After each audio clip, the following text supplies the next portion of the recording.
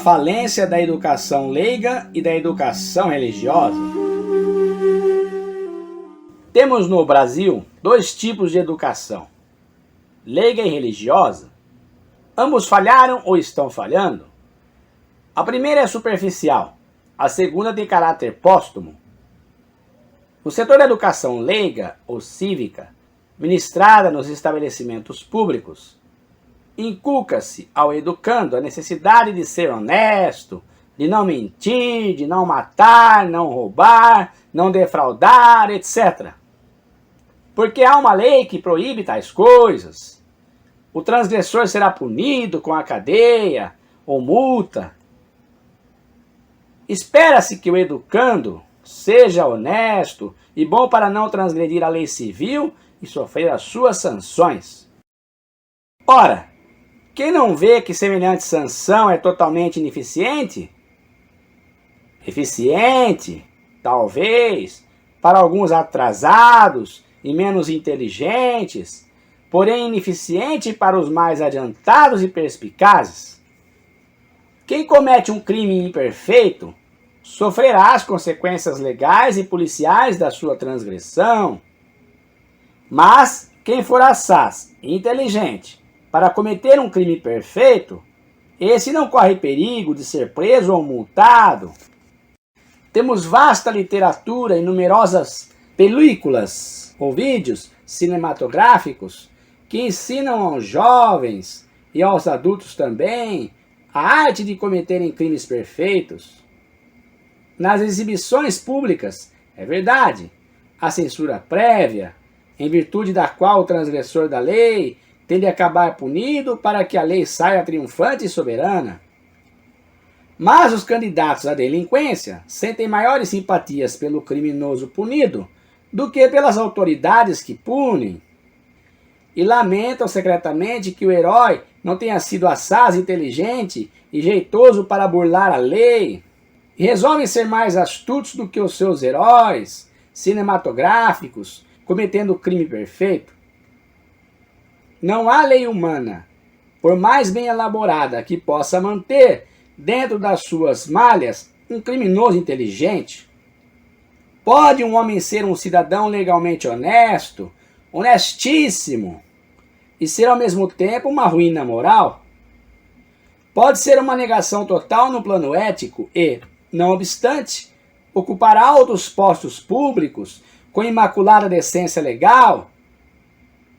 Na realidade, a perfeita lisura legal é compatível com a absoluta ausência de ética. Pode um homem ser 100% civilizado e 0% educado, porque a civilização se refere a seu comportamento legal, externo, e a educação a seu caráter moral interno. De resto, que é que pretende a chamada educação leiga ou cívica?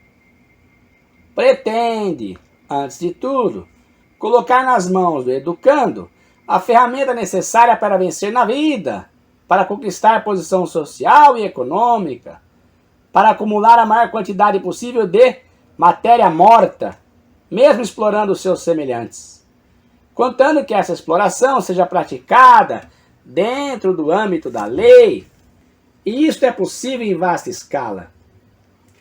Um cidadão perfeitamente legalizado pode ser um homem nada moralizado, como, porém, a moralização é a verdadeira educação. Pode um cidadão 100% legal ser um homem 100% amoral. A amoralidade, porém, é o prelúdio para a imoralidade, isto é, para a criminalidade.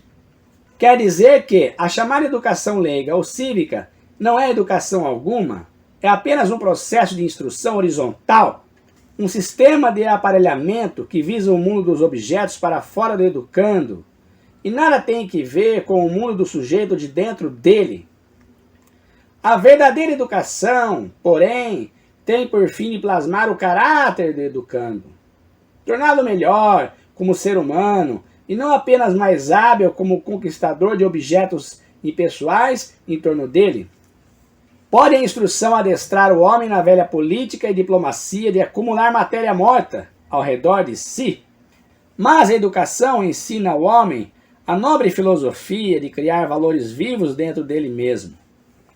No seu livro Dos Meus Últimos Anos, como já mencionamos, diz o grande matemático Albert Einstein que a ciência ensina ao homem a descobrir os fatos reais da natureza objetiva, aquilo que é, mas que a filosofia lhe ensina a criar valores subjetivos dentro de si mesmo, aquilo que deve ser. A ciência, descobrindo fatos, torna o homem erudito, mas a filosofia, realizando valores, torna o homem bom e feliz. A instrução é científica e desenvolve a inteligência do homem. A educação é sapiente e molda a alma do homem. Nenhum homem deixa de ser mau por ser inteligente, mas todo homem diminui a sua maldade na razão direta que aumenta a sua sapiência, porque sapiência é bondade e espiritualidade. O velho slogan de que, aspas, abrir uma escola é fechar uma cadeia, fechar aspas, é uma peça de museu, está desmentido pelos fatos. Quase todos os grandes criminosos da história da humanidade eram homens inteligentes, alguns deles de grande erudição, o que não os impediu de serem grandes malfeitores.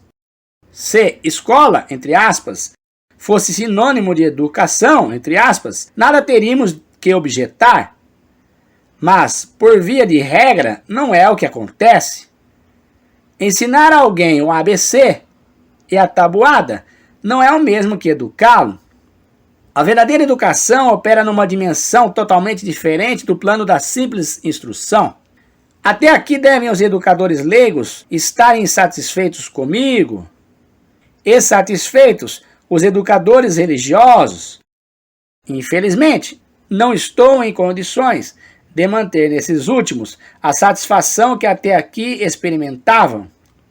Nos institutos educacionais particulares existe educação religiosa, orientada por esta ou aquela igreja ou grupo espiritual.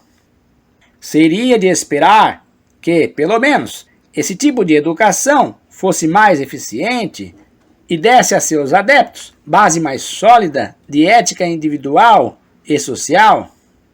Entretanto, as estatísticas oficiais dos países não acusam a menor diferença quanto à criminalidade entre os delinquentes leigos e os delinquentes religiosos.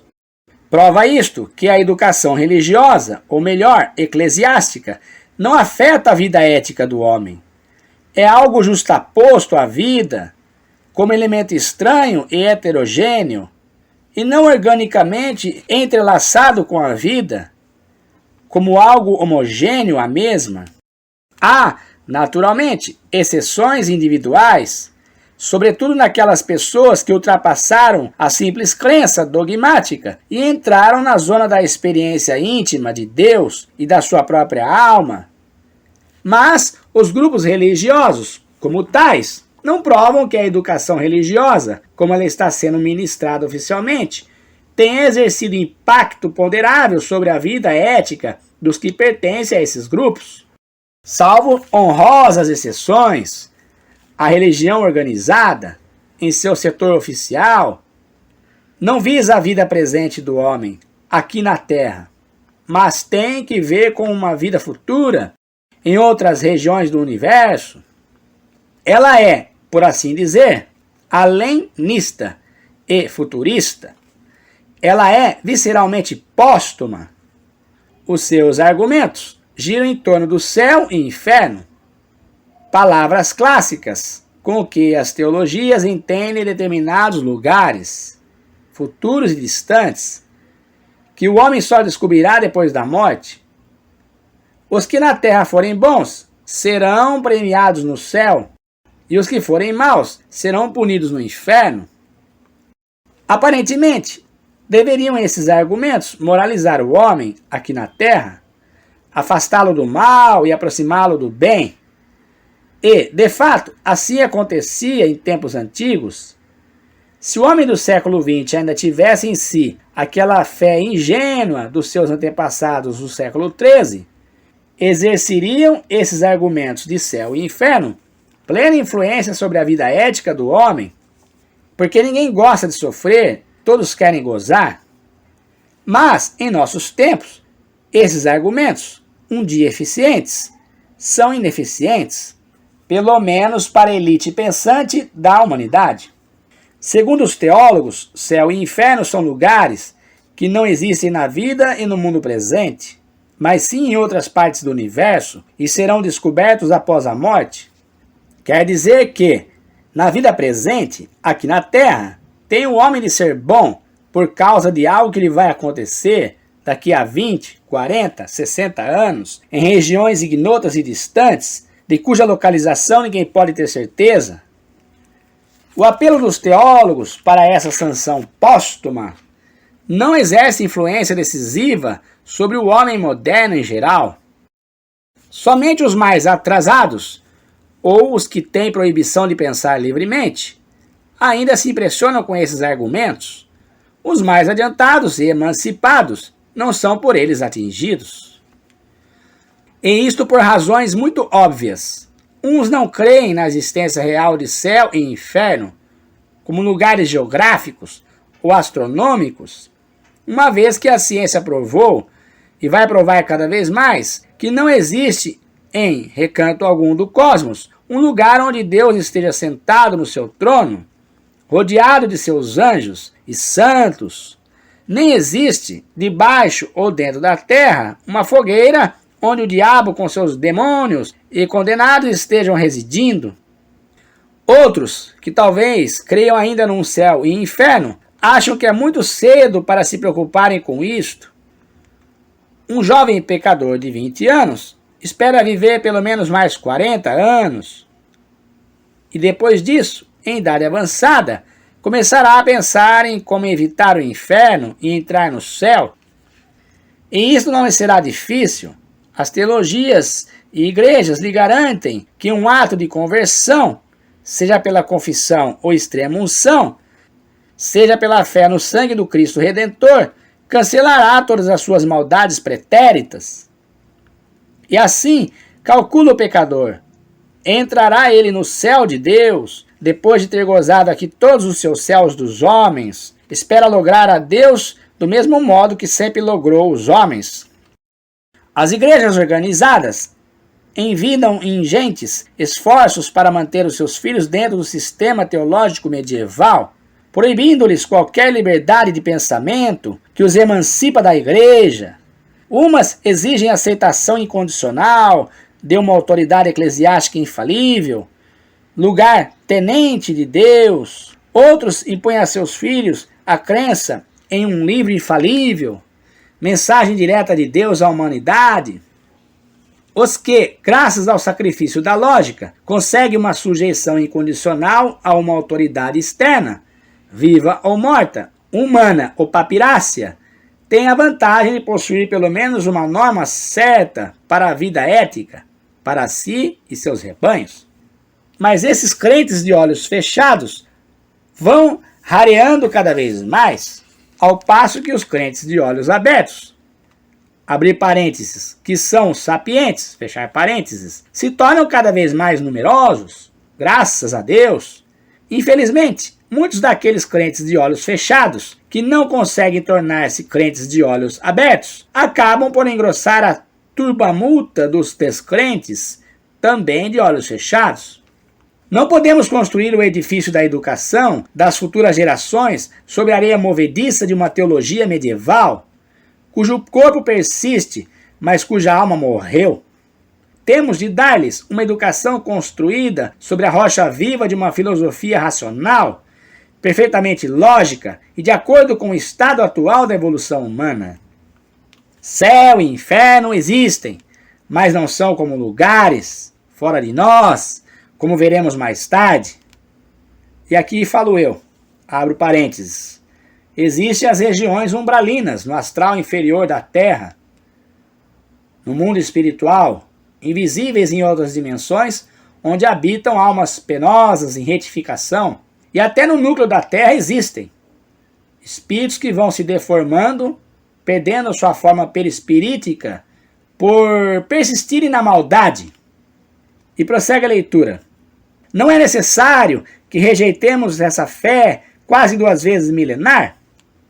Trata-se de compreender melhor o conteúdo dessa mesma fé do que o compreenderam os nossos antepassados.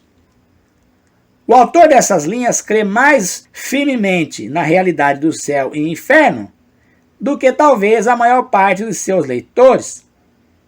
Crê não apenas dogmática e teologicamente, mas sabe experiencialmente que há céu e há inferno, não como lugares astronômicos, mas como estados da alma e atitudes da consciência. E aqui eu abro parênteses. Sim, justamente, esse tipo de comportamento mental, essa atitude durante a vida é que vai lançar nos abismos dos astrais inferiores espíritos pecaminosos. Fecha o parênteses. E prossiga a leitura. E sobre essa profunda experiência, podemos erguer o edifício sólido de uma nova educação. Esse trecho foi extraído do livro Novos Rumos para a Educação, Huberto Holden, 4ª edição.